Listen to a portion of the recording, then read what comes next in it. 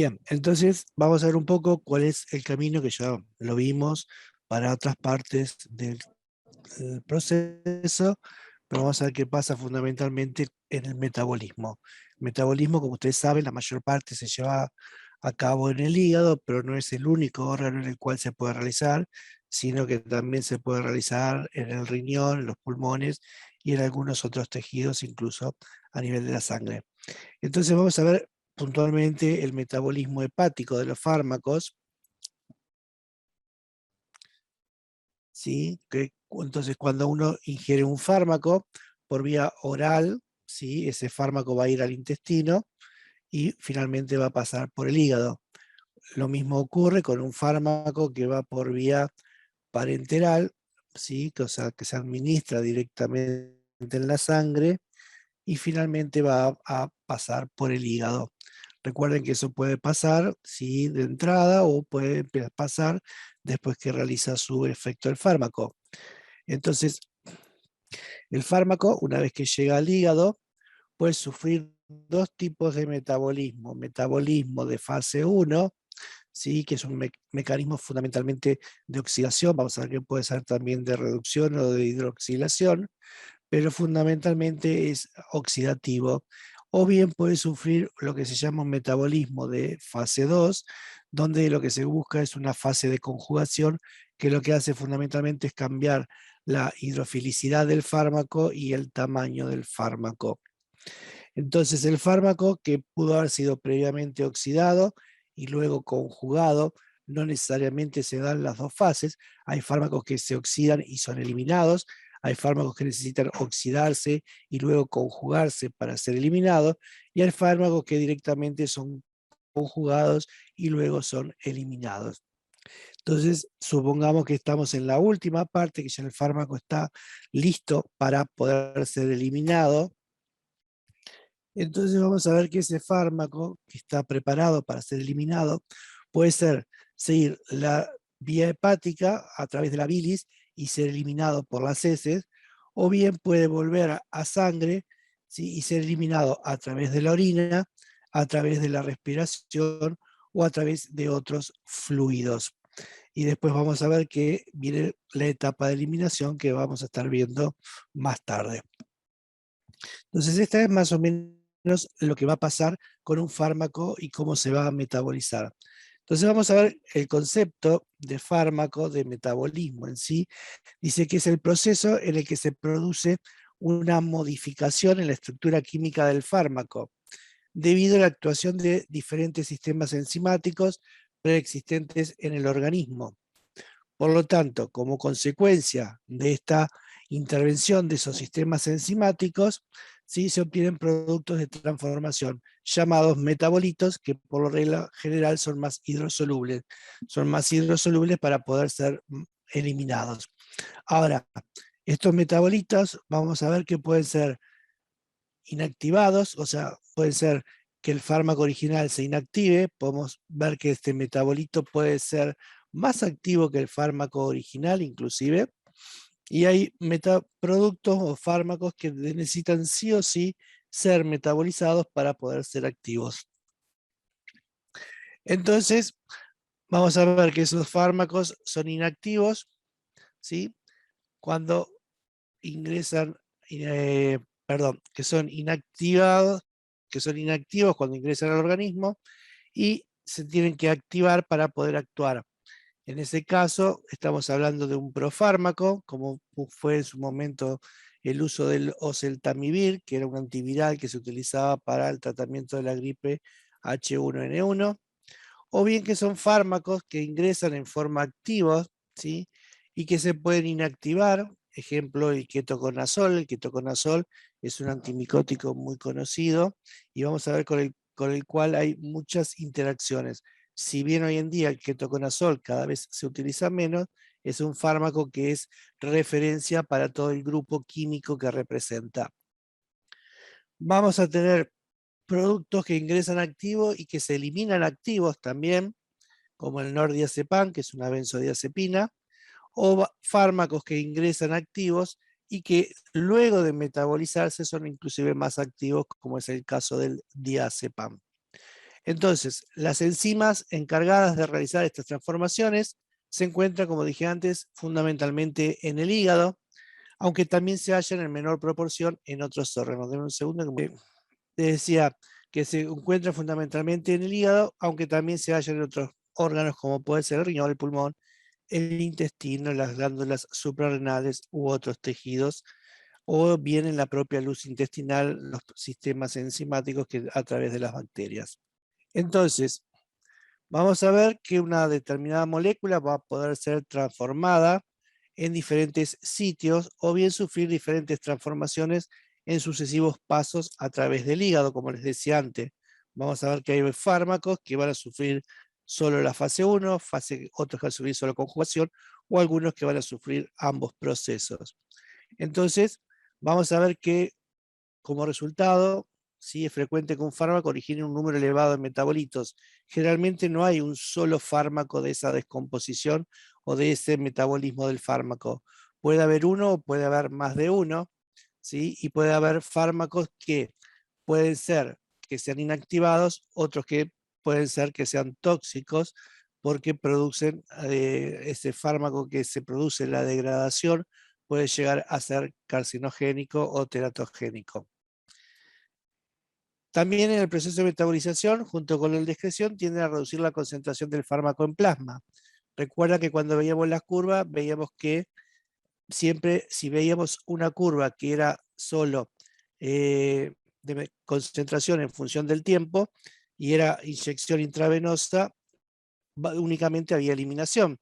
Mientras que si había una etapa de absorción, recordamos que primero tenía que absorberse, alcanzar esa concentración máxima, a ese tiempo máximo correspondiente, y luego iba a empezar a eliminarse. Recuerden también que les dije que todos estos procesos se daban en forma simultánea, ¿sí? Que no es que uno pasaba uno y cuando finalizaba recién comenzaba el otro, y en ese momento van a empezar a eliminarse el producto. Entonces va a depender mucho, ¿sí?, de que la velocidad de excreción que tenga ese proceso para ver cuál es la cantidad de fármaco y con qué velocidad se va a transformar, ¿sí? Entonces también vamos a ver que hay factores individuales que son propios de cada individuo que pueden hacer que aumente o disminuya ese proceso de transformación. Entonces, las reacciones, como les dije, involucradas en este proceso de metabolización son múltiples y diversas y pueden considerarse dos tipos fundamentalmente, las de fase 1 o de funcionalidad, como se las conoce generalmente, que lo que hacen es aumentar la polaridad de la molécula, y las reacciones de fase 2 o de conjugación, que lo que hacen es aumentar el tamaño de la molécula. Las reacciones de fase 1 dijimos que podían ser de tres tipos: reducción, hidrólisis y oxidación. Oxidación es el proceso más importante que se realiza y por el cual se elimina la mayoría de las moléculas, pero los otros procesos también existen y hay que considerarlos. Entonces vamos a ver que dentro de este proceso de oxidación tenemos dos importantes. Tenemos la oxidación a nivel del sistema microsómico hepático o bien la oxidación por mecanismos no microsómicos. Ahora, dentro de cada uno de esos vamos a ver que existen distintos tipos de procesos, como en la oxidación a nivel microsomal podemos tener la oxidación alifática, la hidroxilación aromática, la N-desalquilación, la O-desalquilación, la S-desalquilación, la epoxidación, la desaminación oxidativa, la formación de sulfóxidos, la desulfuración o la N-oxidación o N-hidroxilación. Dentro de los mecanismos no microsómicos, las oxidaciones de alcohol y aldehídos, la oxidación de purina y la desaminación oxidativa. Vamos a ver algunos ejemplos. ¿Sí?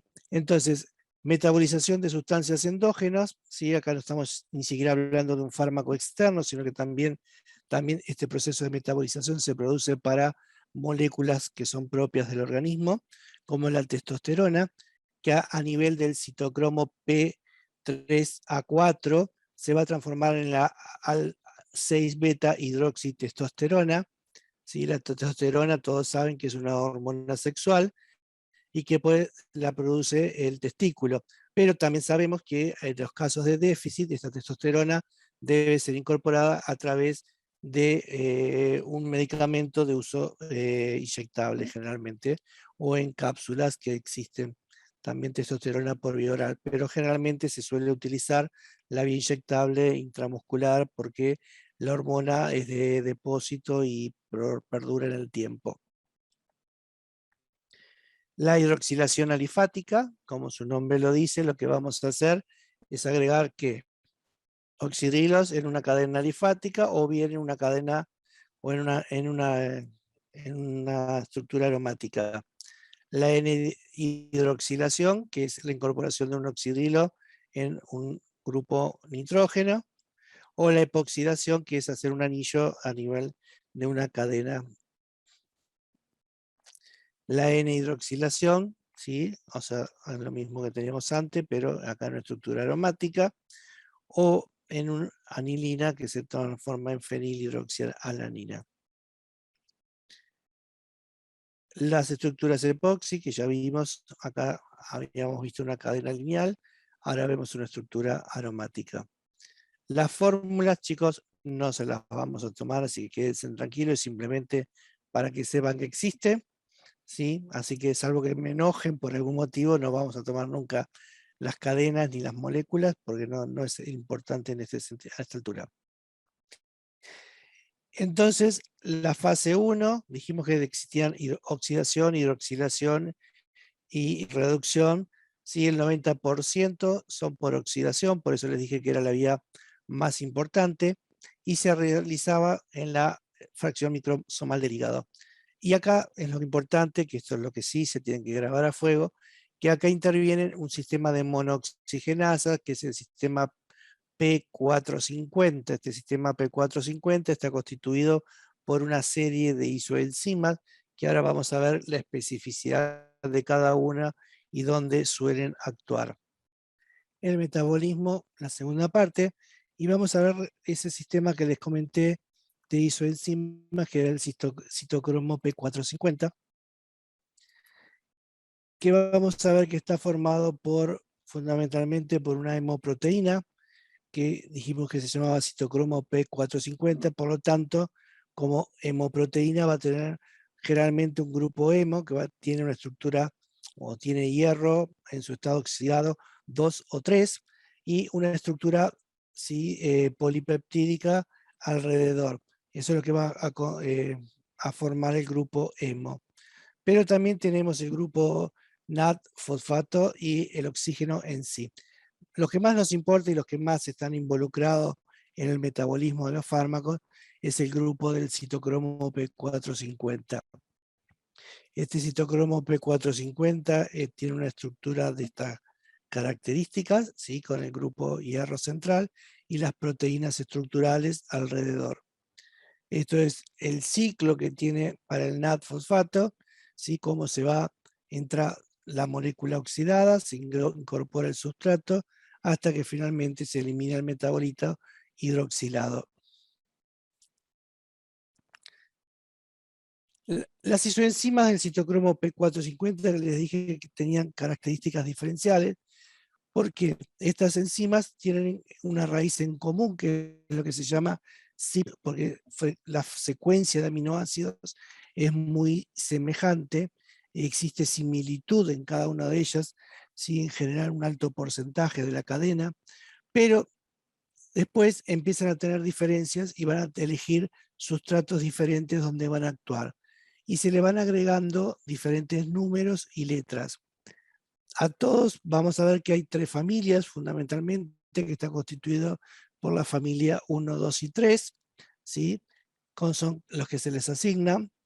Una subfamilia que en general se les denomina por una letra.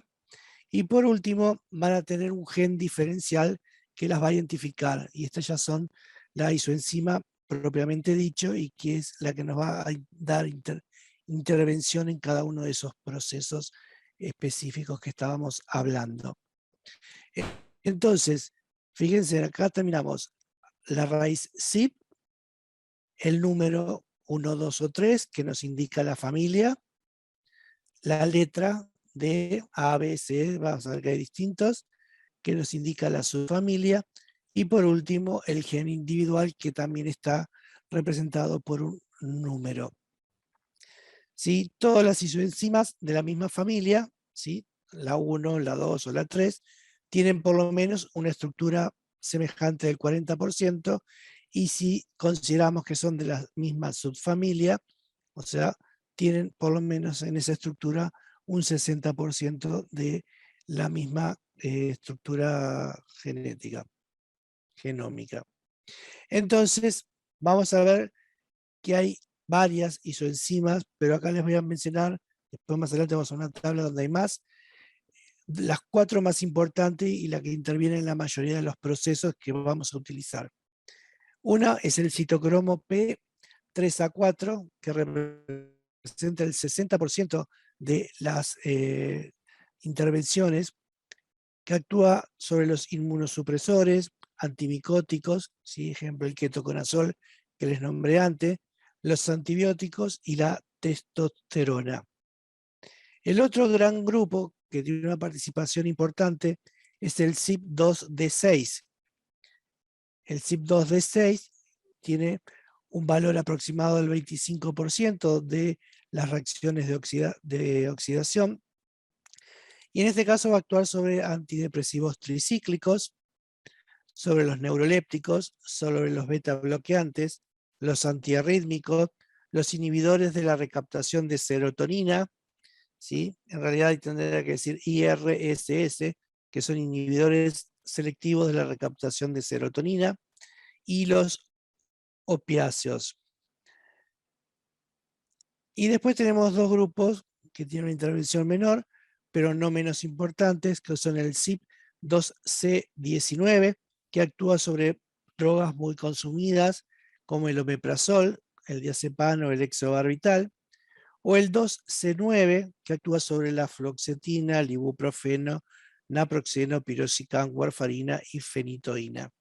Acá fíjense que tenemos dos drogas que son muy sensibles, ¿sí? Al metabolismo y a la cantidad que tengamos en sangre, como puede ser la warfarina o como puede ser la fenitoína. En realidad el nombre correcto es inhibidores selectivos de la recaptación de serotonina. Gracias, profe. Ese es el término en general. Pero bueno, o sea, ¿qué son los inhibidores selectivos de la recaptación de serotonina? Son en general fármacos antidepresivos. Entre ellos acá tenemos uno, la fluoxetina, que si bien ¿sí? la metaboliza el 2D6, en el caso de la fluoxetina, que pertenece a este grupo, en este caso actúa el 2C9. ¿Para qué creen que nos sirve a nosotros saber dónde actúa el fármaco? ¿O cuál es el metabolismo del fármaco, la vía de metabolismo del fármaco? ¿Tiene que ver con las interacciones con alimentos o con otros medicamentos? Correcto. ¿Quién dijo eso? Yo, Giselle. Giselle, ¿cuánto? Porque no te veo. Ah, Giselle Duarte. Giselle Duarte, muy bien. Eso es muy importante, como dijo su compañera, por el tema de las interacciones, ya sea con alimentos, con fármacos propios del organismo, o perdón, con células propias del organismo, ¿sí? O con fármacos. Porque vamos a ver después que eso tiene que ver con cómo ese fármaco se une a determinados receptores o determinar, en este caso, a cada isoenzima, para ver si se metaboliza o no y cómo puede influenciar en la cantidad de fármaco que se absorbe, perdón, que se metaboliza en este caso. Entonces, el CYP2D6, el C19 y el C9 son los principales causantes del polimorfismo genético. Esto tiene que ver con aquellos pacientes que después vamos a ver que se conocen como metabolizadores rápidos o como metabolizadores lentos, ¿sí?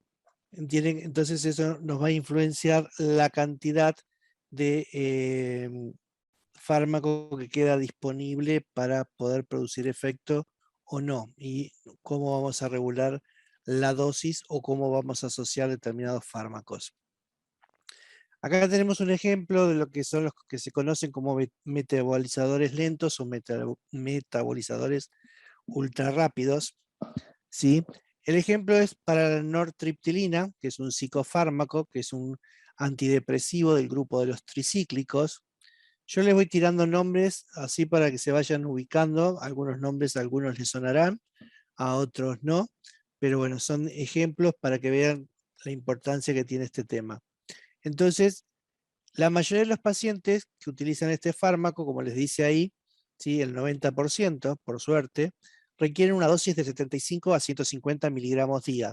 Este fármaco normalmente viene de 75 miligramos, o sea que toma 1 o 2 comprimidos por día. Pero vamos a ver, en el caso de los metabolizadores lentos, necesitan 10 a 20 miligramos por día. Y en el caso de los metabolizadores ultra rápidos, de 300 a 500 miligramos por día. ¿Qué significa esto? ¿Cómo lo traducimos? Que vamos a tener pacientes que a la dosis habitual vamos a tener una respuesta muy elevada del fármaco. Porque fíjense que si yo necesito de 75 a 150 miligramos por día y este paciente va a necesitar de 10 a 20, puede necesitar una dosis muchísimo más baja. Supongamos que necesitaría un comprimido, poniendo como máximo, de 25 miligramos día. O sea, necesitaría un tercio de la dosis mínima que necesita un paciente normal. Mientras, ¿por qué? Porque no metaboliza el medicamento como corresponde, por lo tanto el fármaco perdura mucho más tiempo en el organismo. Por lo tanto, yo tengo que adaptar el esquema de dosificación de ese paciente para que la medicación no le resulte tóxica. Al revés, en un paciente que es un metabolizador ultra rápido, que necesita de 300 a 500 miligramos, dicen que está necesitando el doble de la dosis máxima que necesita un paciente habitual, ¿sí? Normal, que tiene un metabolismo normal, y de ahí a casi del doble a 4 veces, casi un poco más, 3 veces y medio, la dosis que necesita estos pacientes. Entonces, es muy importante conocer si las personas son metabolizadoras lentas o ultra rápido. Y esto se da a veces con aquellas personas que le dicen, qué flojito que sos, tomás un poco de alcohol y enseguida estás borracho. ¿Les ha pasado tener a alguien conocido así? No, hay pacientes que sobre todo pasa con el alcohol, que toman apenas un poco de alcohol y parece que estuvieran borrachos. Y eso es porque son metabolizadores lentos para el alcohol, porque les falta una enzima que metaboliza el alcohol. O sea, eso pasa, digo, o sea, no son entonces solo con los fármacos, sino con otro tipo de producto. Y es importante tenerlo en cuenta. Bien, entonces las reacciones de reducción, hasta ahora habíamos visto todas reacciones de oxidación. Ahora vamos a ver la de reducción, que es lo mismo, que son la vasorreducción, los nitroaromáticos y la deshalogenación reductora. ¿Sí? Se llevan a cabo en la fracción microsómica hepática y en otros tejidos y en bacterias intestinales. Ahí tienen algunos modelos de cómo pasa. Y las reacciones de hidrólisis a través de estearasas, glucosidasas y amidasas que se encuentran distribuidas en el plasma y en los tejidos. Si nosotros observamos un gráfico de torta, donde más o menos se representan cuánto contribuye cada una de las isoenzimas, ver que la CYP, como les mostraba antes, 3 a 4, antes decía 60%, acá les marca un 50%, depende de la bibliografía donde lo tomen, y también la otra que es importante es la CYP2 de 6, acá coincide, y la CYP de 19, más o menos se mantienen los valores. Acá les muestra más o menos cuáles son los fármacos involucrados en cada uno, que también lo tenían antes, pero bueno, acá lo tienen en modo cuadro, que es más fácil recordar. Y después vienen las reacciones de conjugación, que habíamos dicho que generalmente era para transformar los compuestos polares en otros más hidrofílicos para aumentar la facilidad de eliminación, que lo que se hacía era generalmente aumentar el tamaño de las moléculas, ¿sí? Y para eso se van a conjugar con metabolitos como el glutatión, el ácido glucurónico, la glucosa, el sulfato, el acetato y con grupos metilos. Y hay enzimas que catalizan estas reacciones que se denominan conjugasas o transferasas.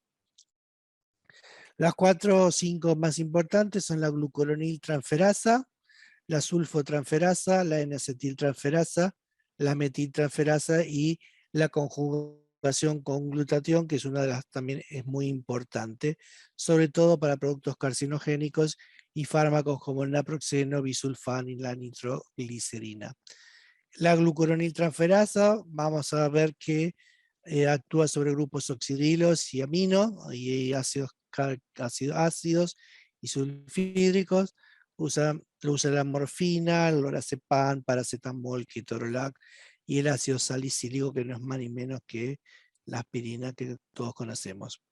Y así tienen los distintos grupos, estos se fijan más o menos, pero bueno, la glucuroniltransferasa, la glutatión la tienen que conocer y conozcan las 5, pero y vean más o menos sobre cuál interviene cada uno. Acá tienen ¿sí? Las distintas transferasas que intervienen, la UDPG transferasa, la sulfotransferasa, más o menos en los distintos procesos. Esto sí me importa que lo veamos. Sí, lo que yo lo hablé al principio, pero sería bueno que lo repasemos. Vamos a tener fármacos que directamente van a entrar a una fase de conjugación sin sufrir previamente procesos de oxidación. Va a haber fármacos que se van a oxidar y luego se van a conjugar para poder ser eliminados, y va a haber fármacos que solo van a oxidarse y luego van a ser todos excretados a través del plasma o de la orina. Entonces, la finalidad de la metabolización de fase 1, como dijimos, repasando, es aumentar la polaridad del fármaco. El fármaco más polar puede ser eliminado por orina o bien seguir metabolizándose en fase 2 si debe aumentar su tamaño. La fase 2 aumenta la hidrofilicidad de la molécula como también el tamaño, y aquellas moléculas cuyo tamaño, como decía ahí, es muy grande, no podrán ser filtradas para ser eliminadas por orina, por lo tanto van a utilizar la vía biliar. Una vez en el intestino, esta molécula que se eliminó por la vía biliar puede seguir distintos caminos. Puede ser eliminado por heces, por lo tanto disminuye la concentración del fármaco en el organismo, o bien puede ser desconjugado por las bacterias intestinales y nuevamente absorbido. Y recuerdan que esto lo hablamos en la clase pasada, forma parte de lo que se conoce como la recirculación enterohepática. Y este aumenta el tiempo de permanencia por, obviamente, del fármaco en el organismo. ¿Cuáles son los factores que modifican el metabolismo de los fármacos? La edad, en primer término, ¿sí? Niños y ancianos, como dijimos, no tienen todo su sistema enzimático maduro, por lo tanto, hay una menor transformación, tanto a nivel hepático como a nivel renal. ¿Sí? Los factores genéticos, como el sexo, o bien controles genéticos de la dotación enzimática. El ejemplo, renal también. Esto es debido a que en el caso de los niños, esas enzimas no están metabolizadoras, no han sido suficiente, el sistema enzimático no está maduro todavía, y en el caso de los ancianos es porque parte de esos sistemas ya están deteriorados y por lo tanto no pueden aprovecharse para la metabolización de fármacos. ¿A qué jugaste hoy? ¿Qué pasó? ¿Con él? ¿Muchos nenes había? Bien, entonces tenemos los factores genéticos, dijimos, como el sexo, y los controles genéticos de la dotación enzimática, como puede ser lo que estuvimos hablando hace un rato de metabolizadores lentos y metabolizadores rápidos. Factores fisiológicos, como el embarazo, que vamos a ver que están modificados los sistemas enzimáticos también. Factores ambientales, cuando las personas son expuestas a contaminantes ambientales que pueden después interferir con los sistemas enzimáticos. Factores dietéticos, o sea, hay alimentos que van a interferir con los sistemas enzimáticos. Estados patológicos, fundamentalmente, y esto lo nombramos siempre, que son la insuficiencia hepática y la insuficiencia renal.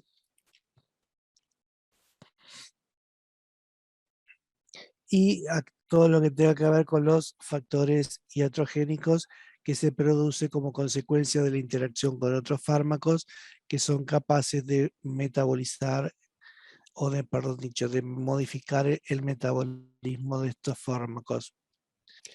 Entonces vamos a tratar de entender o de explicar un poco qué es lo que pasa cuando se ingresan algún fármaco al organismo y estos tratan de, después de cumplir con su efecto, previo a cumplir su efecto, y deben de ser metabolizados. Entonces nosotros lo que tenemos son las enzimas hepáticas, ¿sí? En el citocromo P450, todos los que estuvimos viendo fundamentalmente, ¿sí? Recordemos el CYP3A4, el 2C9, el 2D6, el 1A2 y otras, ¿sí? Entonces vamos a ver que el sustrato que yo tengo que metabolizar, ¿sí? Van a unirse a estos isoenzimas. Pero vamos a ver que no están solos los sustratos que yo tengo que metabolizar. Muchas veces existen otros productos circulando, como dije recién, pueden ser contaminantes, pueden ser distintos alimentos, o sea, que van a competir por el sitio de acción de esa isoenzima. Entonces vamos a ver que pueden haber agentes inhibidores del citocromo P450.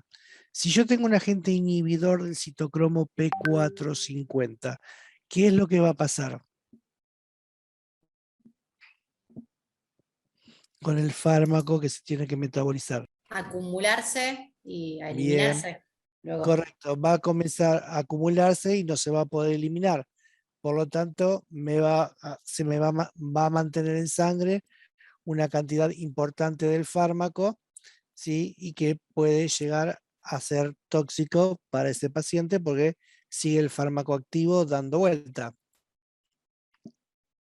Por el contrario, si yo tengo un agente que lo que hace es estimular a la isoenzima, ¿qué es lo que va a pasar? El fármaco va a hacer efecto, lo que sí que se va a consumir seguramente mucho antes. ¿Por qué? Porque voy a tener una mayor cantidad de sitios para que el fármaco se metabolice y por lo tanto va a empezar a disminuir más rápido de lo que debería la cantidad de fármaco que yo tengo disponible. Profe, entonces un efecto va a ser efecto más rápido, pero la duración va a ser más corta. No necesariamente va a ser más rápido, porque la velocidad no cambia, va a ser lo mismo. Al contrario, lo que va a hacer es, va a tener efecto por menor tiempo porque el fármaco se va a estimular, se va a metabolizar más rápido y va a tender a desaparecer más rápido. Bien, entonces vamos a ver, ya lo definieron, pero vamos a verlo cómo lo definimos con palabras más lindo, para los que le quedó alguna duda. ¿Sí? La interacción con otros fármacos, entonces tenemos que tener en cuenta la estimulación del metabolismo de fármaco, que es lo que se conoce como inducción enzimática, ¿sí? Y se denomina entonces inducción enzimática al incremento en la actividad metabolizadora como consecuencia de una estimulación específica de la síntesis de ciertos sistemas enzimáticos. Lo que puede haber es que haya un mayor número de sitios de acción, por lo tanto se va a metabolizar mayor número de sitios de metabolización, por lo tanto se va a metabolizar más rápido. Las enzimas cuya síntesis es inducible, obviamente que es el citocromo P450, también la glucoroniltransferasa y la glutatión transferasa. Todas estas sufren el proceso de inducción. El fenómeno de inducción se aprecia preferentemente en el hígado, pero también puede producir en otros tejidos, ¿sí? Algunas veces son sistemas enzimáticos a nivel del intestino. Son muy numerosas las sustancias químicas capaces de originar la inducción enzimática, pero esta inducción es selectiva, de modo que diferentes isoenzimas son inducidos por inductores específicos. Ejemplos, por ejemplo, los hidrocarburos, ¿sí? Hidrocarburos aromáticos policíclicos, ¿sí? Van a inducir al tabaco y al omeprazol, el fenobarbital o tipo barbitúrico, al fenobarbital y a la fenitoína, que son parientes, los que son tipo etanol, el etanol y la isoniazida, los que son esteroides de dexametasona, ¿sí? Recuerden que la dexametasona es un corticoide, ¿sí? Por lo tanto tiene una estructura de tipo esteroide. La rifampicina y la eritromicina, y los proliferadores de peroxisomas como el clofibrato. Bueno, los factores que modifican el metabolismo de fármaco, pero en la acción contraria, ¿sí? Como inhibiéndola. Esta inhibición puede dar de dos maneras. A nivel competitiva, ¿sí? Es cuando compiten por el mismo sustrato, por el mismo lugar, o cuando es no competitiva, cuando el agente inhibidor forma un complejo con la enzima que hace imposible parcial o totalmente la interacción entre esta y el sustrato. O sea, esto es cuando se puede fijar de alguna forma y no libera a la enzima. Por lo tanto, puede ser reversible o irreversible dependiendo de qué sustancia sea la que se está uniendo. Y acá tienen los cuadros que les comentaba antes, ¿sí? El CYP450, el 1A2, va a actuar sobre las aminas aromáticas, la cafeína, la fenacetina, la teofilina y el paracetamol. ¿Quiénes van a inhibir el metabolismo de estos? La fluvoxamina, la furafilina, la paroxetina, la eritromicina y la claritromicina. Fíjense que acá hay nombres de sustancias muy comunes: eritromicina, claritromicina, paroxetina, que se usan mucho, ¿sí? La fluvoxamina también, pero no tanto como las otras. ¿Y quiénes son inductores? La carne de las brasas, por las sustancias que tienen nitrogenadas, ¿sí? El tabaco, los vegetales, el ritonavir, que es un inhibidor de un antirretroviral, la carbamazepina y la fenitoína. En el caso de la 2A6, para el sustrato cumarina y nicotina, tenemos el barbitúrico como inductor, ¿sí? Para el 2C9, aire, fenitoína, tolbutamida y warfarina. Los inductores son rifampicina y barbitúrico. Para el 2C19, ¿sí? Para el citalopram, diazepam, imipramina, omeprazol, tenemos que la rifampicina y el barbitúrico. O sea, fíjense que más o menos se repiten siempre quiénes son. Hay algunos de ellos que pueden tener la doble acción. Sobre algunos fármacos pueden ser inductores y sobre otros pueden ser inhibidores. Bueno, y la lista sigue, fíjense sobre el 3A4, que es el que es más amplio, cuántos inhibidores y cuántos inductores hay. Fíjense en que el ritonavir puede ser inductor y puede ser también inhibidor, dependiendo cuál sea el sustrato que va a intervenir en ese momento. Fíjense que acá también tienen el jugo de uva como un inhibidor. Vamos a tener que también como inhibidor tenemos el jugo de pomelo cuando se lo asocia con algunos fármacos como la amlodipina. Y todo esto es importante conocerlo, pero lo importante de todo esto es conocer cuál es la relevancia clínica que tiene esa interacción. Vamos a ver que hay interacciones que puede decir, bueno, sabemos que por los estudios va a haber una interacción de este fármaco con este otro fármaco, pero lo importante es si esa interacción la podemos ver o el paciente sufre algún tipo de problema. Lo que nos pasa a nosotros es cuál es el resultado clínico de esa interacción. Si yo le doy dos fármacos que interactúan entre sí, tengo que ver si al paciente le está generando algún cambio en su tratamiento, sea porque le aumenta el efecto de la medicación, o sea porque se lo reduce y por lo tanto no estoy cumpliendo o no está teniendo la dosis terapéutica que necesita para obtener la respuesta que yo necesito, ¿sí? Que el paciente se cure. Entonces vamos a ver que va a haber factores que dependen del paciente y hay factores que son netamente farmacológicos. ¿Cuáles son los factores que dependen del paciente? Los factores genéticos, como dijimos antes, ¿sí? Las enfermedades que tenga ese paciente, ¿sí? Porque una cosa es, como dije siempre, el estudio del fármaco en un paciente sano o que tiene una determinada patología, que si ese paciente tiene otra patología asociada. La dieta que consume ese paciente, el medio ambiente que lo rodea, el consumo o no de tabaco o de alcohol.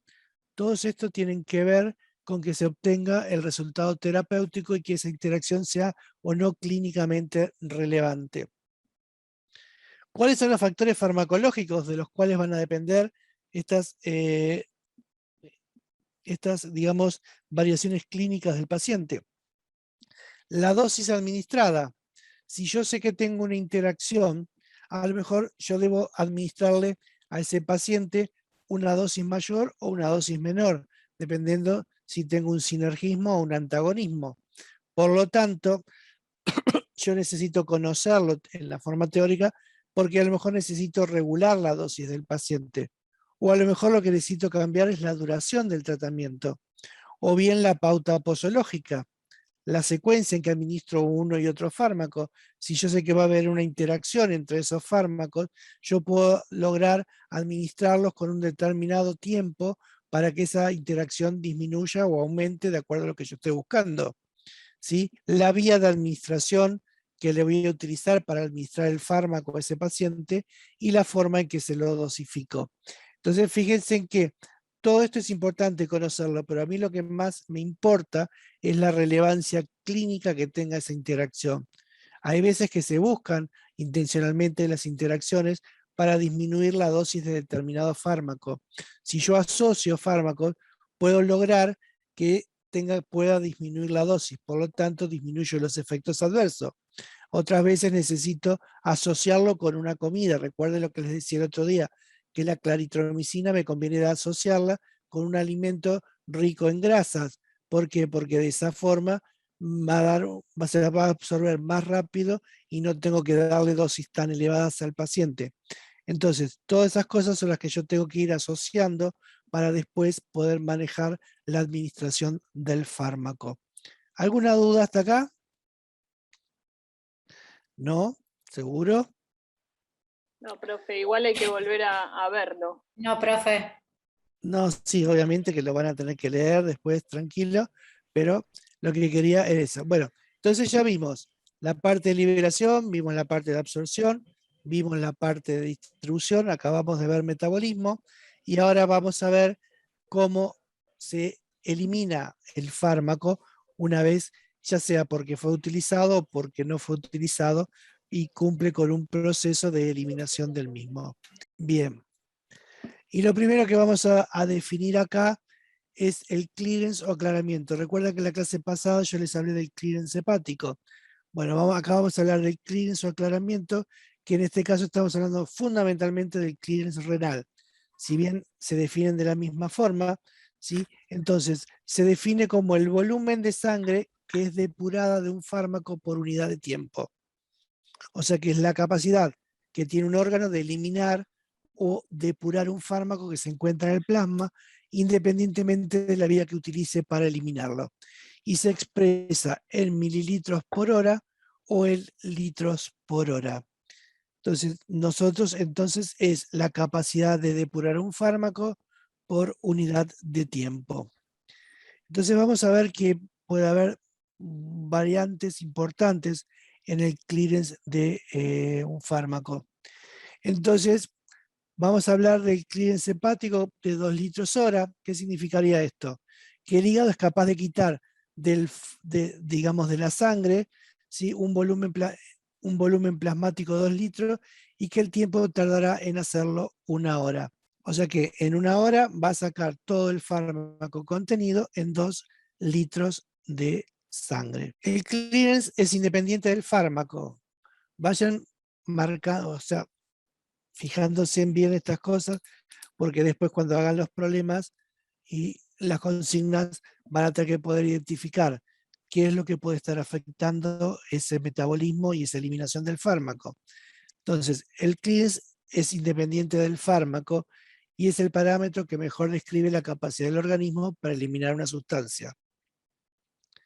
El clearance no es más ni menos que la velocidad de eliminación sobre la concentración plasmática, si lo vemos matemáticamente. Entonces, es una tasa entre la velocidad de eliminación y la concentración plasmática del fármaco, matemáticamente. Ahora, ¿qué es lo que vamos a tener en cuenta al evaluar el clearance? ¿sí? Vamos a tener que tenemos un clearance renal, un clearance hepático, y después tenemos clearance a nivel pulmonar, clearance a nivel de glándula sudorípara, pero esos en realidad afectan muy poco el clearance general. El que más pesa es el clearance renal. Entonces, vamos a definir algo que se llama como el clearance total, que no es ni más ni menos que aquello que se depura por riñón, más lo que se depura por hígado, más todas las otras depuraciones. Y cuando hablamos del clearance renal, vamos a incluir algo muy importante. ¿Recuerdan ustedes cómo es el mecanismo de filtración a nivel renal? Bien, nosotros tenemos, ¿sí?, toda la arteriola eferente, la cápsula de Bowman, ¿se acuerdan acá? ¿Sí? Y la arteriola eferente. Entonces, el fármaco era filtrado en esta cápsula de Bowman y pasaba. Entonces, ahí tenemos el primer proceso de filtrado. Entonces, después tenemos una parte que tenía que ver con un proceso de excreción, ¿sí? Una parte donde había una parte de reabsorción, ¿sí?, de iones y de agua fundamentalmente, y después teníamos otra parte en el asa distal, ¿sí?, hasta que finalmente iba al conducto colector. Entonces, nosotros lo que vamos a tener que tener es un balance, cuando consideramos el filtrado renal, entre lo que se filtró, lo que se reabsorbió y lo que se excretó finalmente. Les decía que el clearance renal, acá era el clearance total, que era el renal más hepático más los otros, pero el clearance renal dependía del clearance de la filtración más el clearance de la secreción, o sea que eso es todo lo que se va a eliminar, pero le debo descontar la fracción reabsorbida, porque eso no se pierde, eso se reincorpora nuevamente al organismo y va a seguir circulando. Y por otro lado, cuando hablamos del clearance hepático, todas estas fórmulas, la clase que viene vamos a hacer problema y las vamos a practicar y van a entender bien de dónde salen, por ahora es importante que las conozcan. El aclaramiento hepático va a depender del flujo, ¿sí?, de sangre que pasa y de la velocidad de extracción que tenga el hígado, que a su vez depende del clearance intrínseco, de la fracción del fármaco libre, y bueno, ya definimos, del flujo. O sea, estas fórmulas las van a saber, las van a tener después en la guía, no hay problema. Lo que es importante es que el clearance total no solo depende del renal, sino que también del hepático. Todos esos se van a ir asociando. Entonces, habitualmente, ¿sí?, el clearance renal va a depender de qué? De la dosis del fármaco administrado, ¿sí?, del fármaco que se absorbió, va a depender, ¿sí?, de la biodisponibilidad que tenga ese fármaco, porque de lo que yo administré, tengo que descontarle lo que no se absorbió. ¿Estamos de acuerdo? Para poder estimarlo, pues yo sé cuánto administré, pero voy a tener que conocer cuánto se absorbió. Pues si yo no conozco ese valor, tengo que descontarle la cantidad que se perdió. Y vamos a tener en cuenta el área bajo la curva que habíamos visto la vez pasada. El área bajo la curva, ¿sí?, de la concentración plasmática me está indicando cuál es la cantidad de fármaco biodisponible finalmente. Entonces, ¿qué es lo que vamos a tener? Clearance renal, clearance hepático más los otros, y eso nos va a dar el clearance total del fármaco que se va a eliminar. Entonces, la eficiencia con que el hígado pueda eliminar fármacos va a depender de esa primera fórmula que habíamos visto, del flujo sanguíneo hepático, ¿sí?, de la fracción libre del fármaco en sangre. Recuerden que esto iba a depender de cuánto se una o no a las proteínas del fármaco, y del clearance intrínseco, o sea, de la capacidad metabólica que tenga el hígado. ¿Cuánto puede depurar el hígado en función de eso? Y eso nos va a dar esta otra formulita que tenemos acá, que ya la vamos a utilizar después bastante. Entonces, ¿cómo llegamos a esa formulita? Nosotros tenemos un flujo sanguíneo, ¿sí?, donde tenemos una concentración A del fármaco que va a entrar al hígado y va a ser metabolizado. Eso va a depender de la cantidad del fármaco A que esté libre, ¿sí?, más el que esté unido a proteína. Recordemos que solo pasa el que está libre, ¿sí? Y ese es el que va a ser metabolizado. Una vez que es metabolizado, es eliminado, ya no como fármaco común, sino como metabolito, y eso va a ir a la concentración, va a ir a circulación nuevamente. Y ahí les define qué es cada uno, que ya lo hablamos. Y como les dije antes, el clearance hepático va a depender del flujo de sangre que ingresa y de la capacidad de extracción que tenga el hígado. O sea, de la tasa de extracción hepática.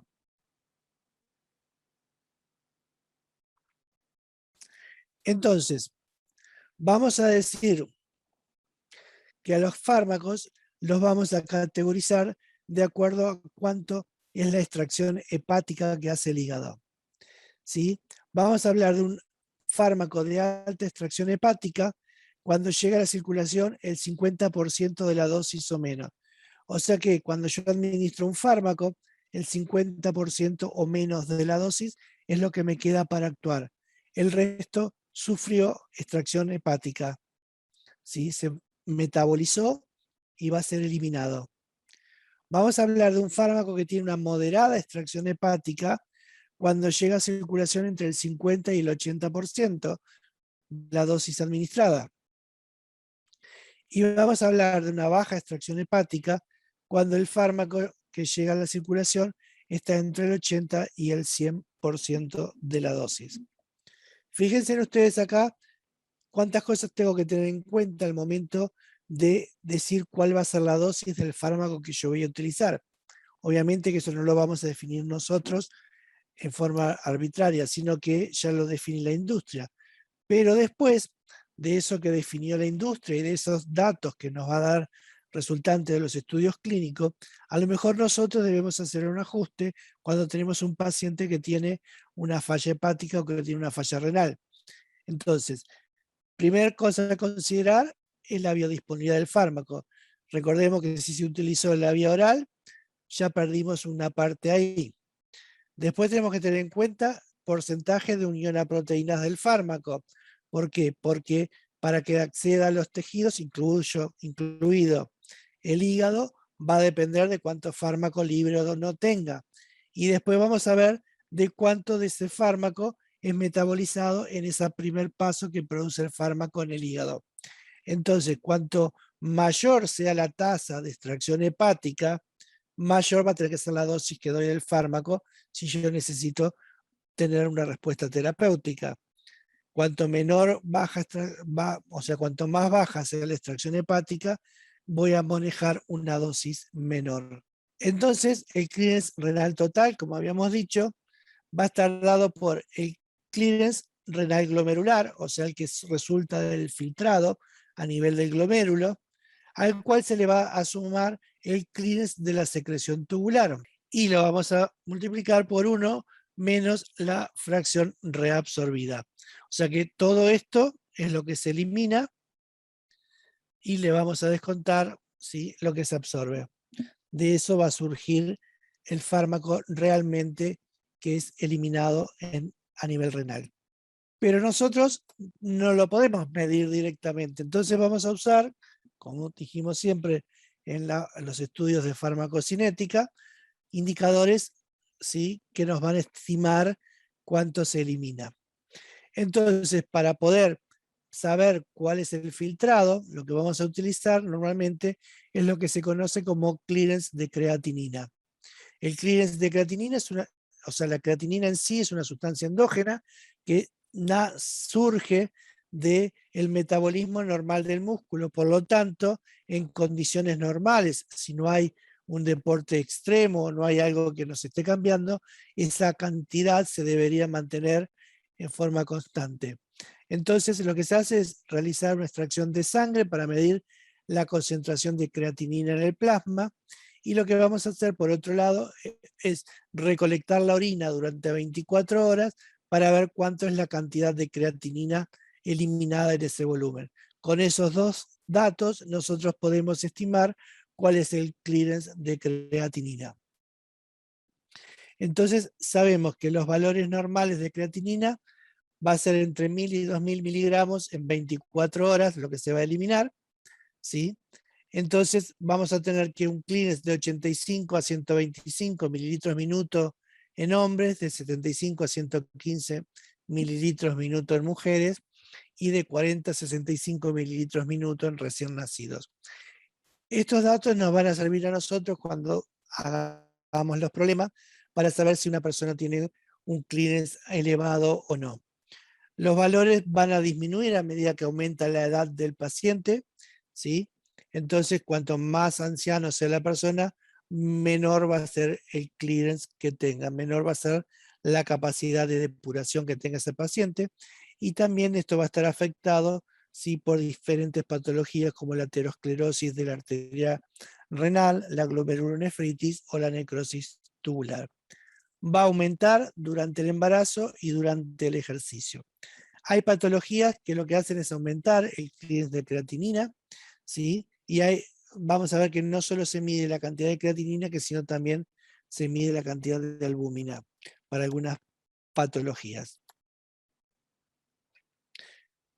Bien, entonces vamos a ver cuáles son las concentraciones en sangre normales, ¿sí? Antes teníamos las concentraciones en orina, ahora vamos a ver cuáles son las concentraciones en sangre, ¿sí? Y nos va a decir que hay un grado de insuficiencia renal cuando el valor de referencia esté entre 20 y 50 mililitros minutos, moderada entre 10 y 20 mililitros minutos, y grave cuando tenga entre menor a 10 mililitros minutos.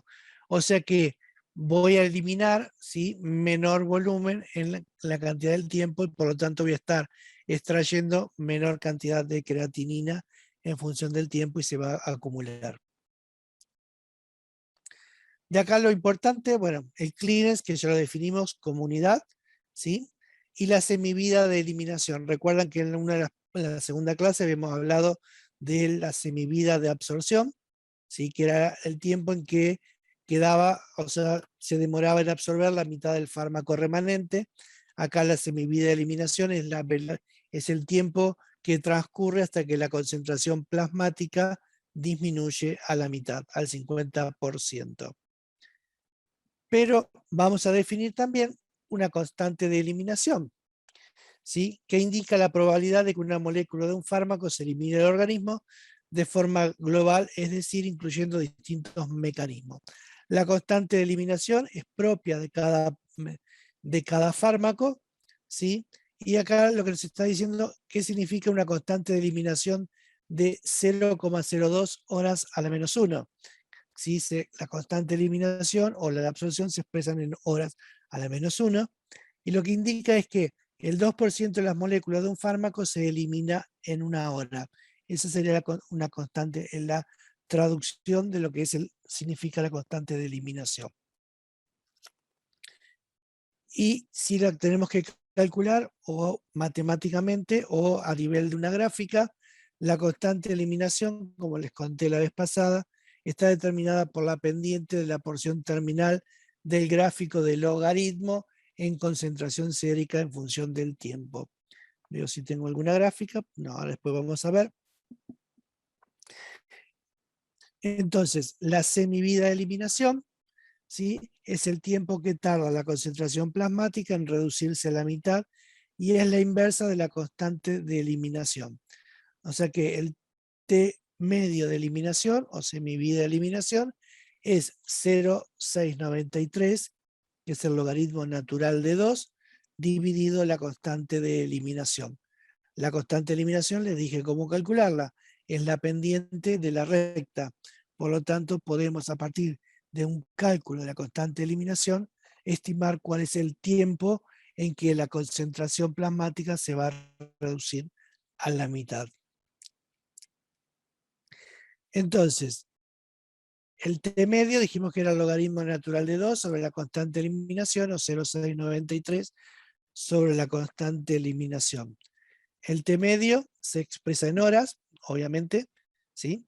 Y la constante de eliminación en horas a la menos 1, 0,693, no tiene unidades. Pero vamos a ver que la constante de eliminación, ¿sí?, es igual al clearance, ¿sí?, de eliminación que tenga ese fármaco sobre el volumen de distribución.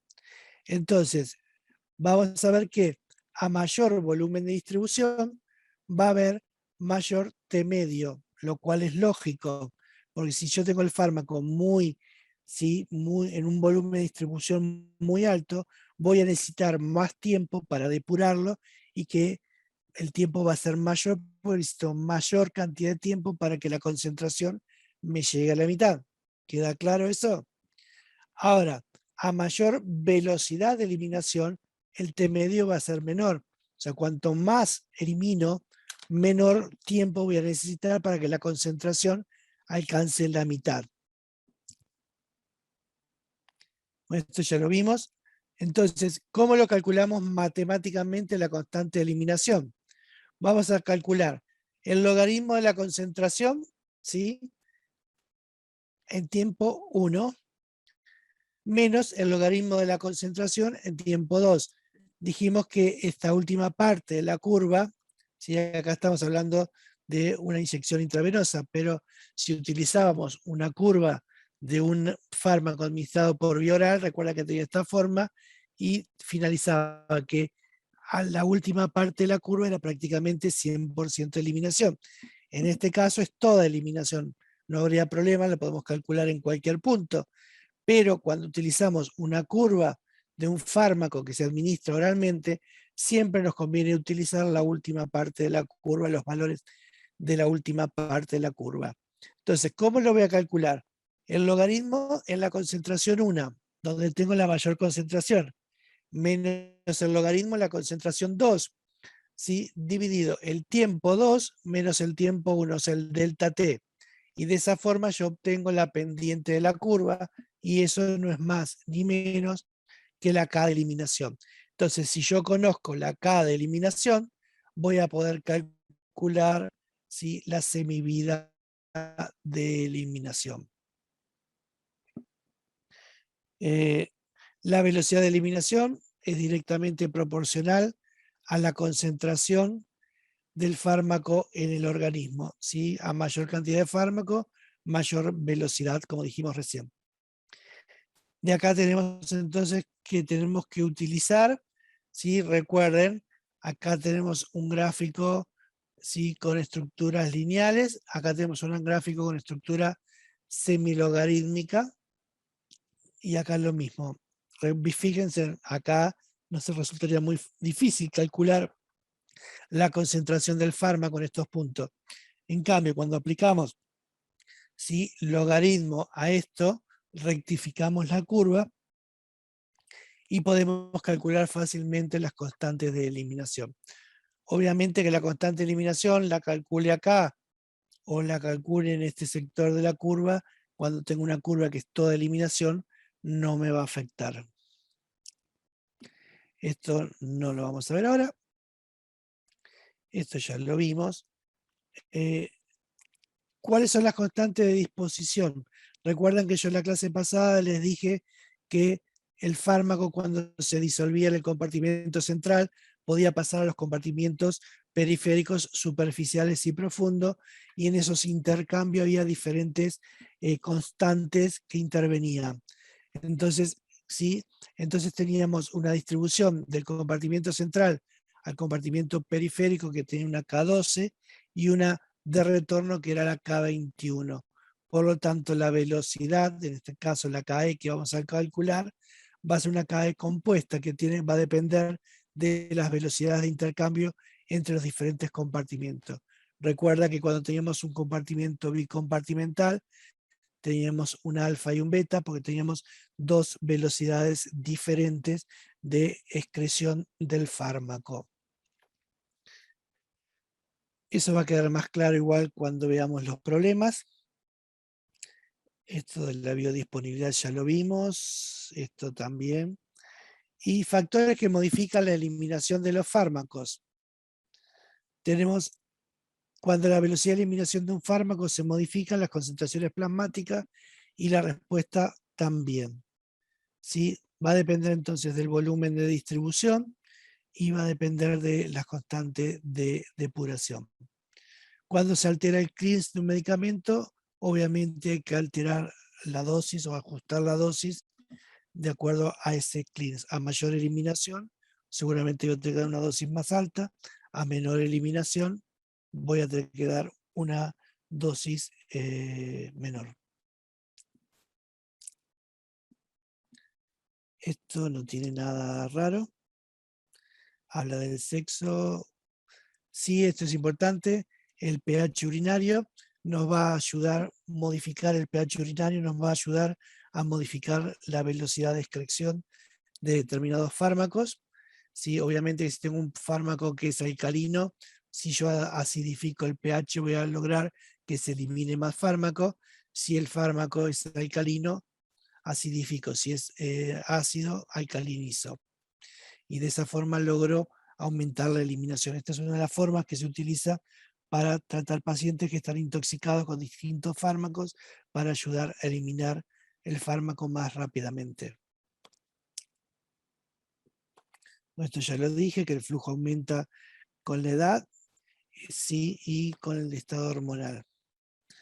En el embarazo también se modifica porque hay un aumento de la filtración glomerular, en la insuficiencia renal crónica, sí, cuando existe una nefrosis y nada más. Que estábamos hablando de la acidosis y alcalosis, ¿sí?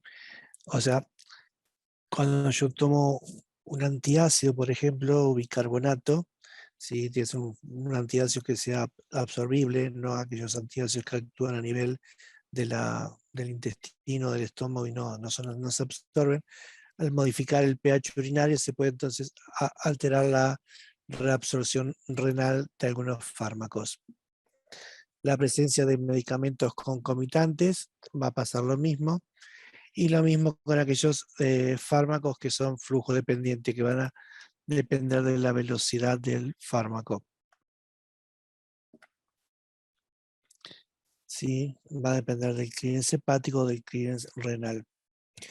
Aquellos que son afectados por la insuficiencia cardíaca o la insuficiencia ventricular izquierda o la pericarditis.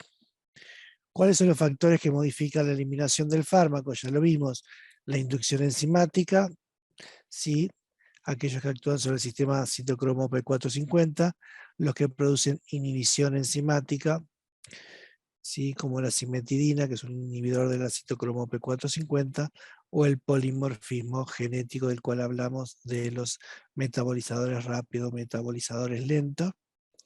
¿Sí? Y acá tienen toda una deducción matemática, ¿sí? Que nos está explicando cuál es la cantidad del fármaco remanente y cómo relacionamos, ¿sí?, la velocidad media con la constante de eliminación, y que acá tenemos que la constante de eliminación es directamente proporcional al clearance, o sea que a mayor clearance, mayor KE, es inversamente proporcional al volumen de distribución. Bueno, esto más que nada repite lo que ya vimos.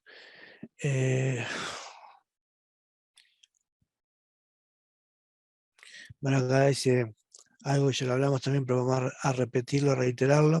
Para un fármaco administrado por vía intravenosa, la eliminación comienza muy pronto tras su administración, ya que la distribución del fármaco en el compartimiento central se realiza muy rápidamente. Durante la fase de distribución, la eliminación contribuye a la disminución de la concentración plasmática. Sin embargo, una vez que la distribución ha llegado al equilibrio, el proceso de eliminación pasa a ser determinante principal de la caída de concentraciones plasmáticas y el efecto del fármaco. Aquí apunta todo esto, que mientras el fármaco se está distribuyendo, ¿sí?, tiene una etapa rápida donde todo el fármaco ocupa todo el compartimiento central, pero cuando el fármaco empieza a pasar a los distintos compartimentos periféricos, eso va a empezar a enlentecer. Hasta ahí depende de la velocidad de la distribución. En cambio, después que se mantenga o no la concentración del fármaco en sangre, va a depender pura y exclusivamente de la velocidad de eliminación. Acá lo que teníamos, recuerdan que el otro día teníamos diferentes curvas, ¿sí?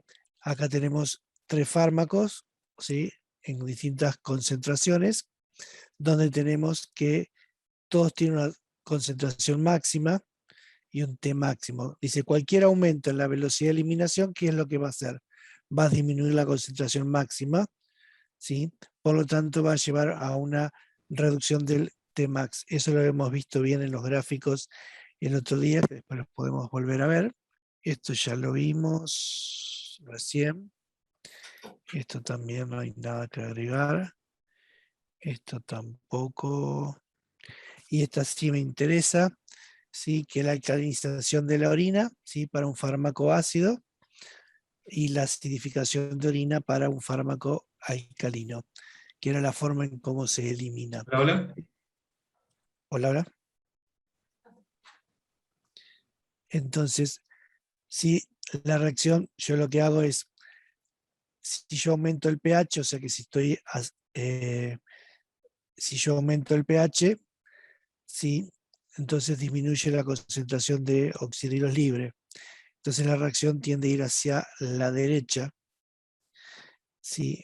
Entonces, si alcalinizo la orina, aumento el fármaco disociado y por lo tanto no se va a reabsorber y se va a eliminar por orina, que era lo que les decía yo, cómo puedo ayudar.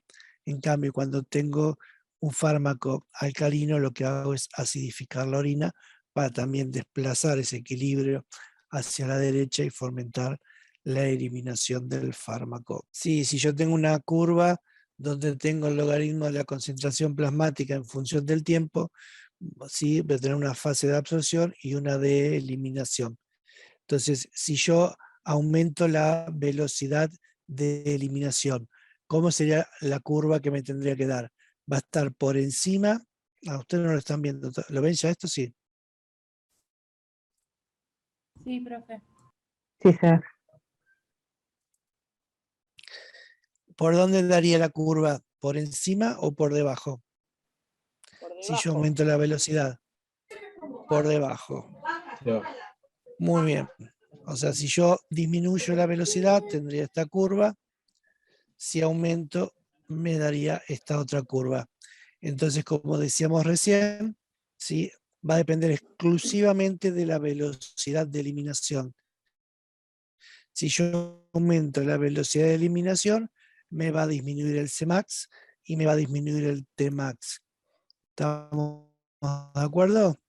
Ahí tienen la gráfica correcta con todos los datos de cómo va sucediendo.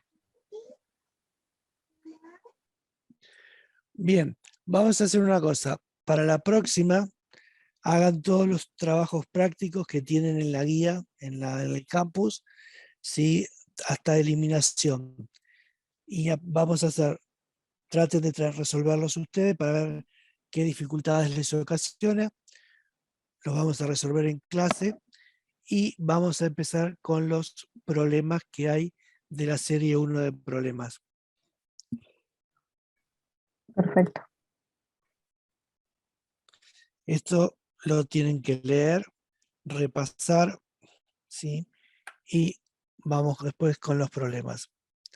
Así que por hoy nada más. Nos vemos la clase que viene para resolver todos los temas prácticos. Obviamente que para resolver los trabajos seguramente van a tener que leer algunas cosas del libro, más lo que dimos en clase. Con ese material van a poder resolver todo.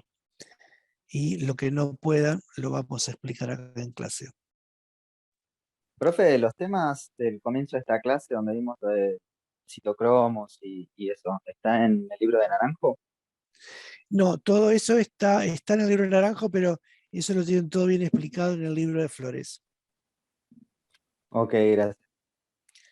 De todas formas, los temas están en los dos libros, no hay problema, pero en el libro de Flores tienen todo el material. Lo que no entienda, como digo siempre, vayan al Naranjo, que les va a ayudar a entender un poco mejor las cosas. Profe, ¿nos recomienda que leamos los dos o uno en particular? O sea, más en Flores que... Yo les recomiendo que lean los dos, o sea, lean el Flores porque sí o sí va a haber preguntas de ahí. Ahora, si tienen dudas, vayan al Naranjo a completar el tema.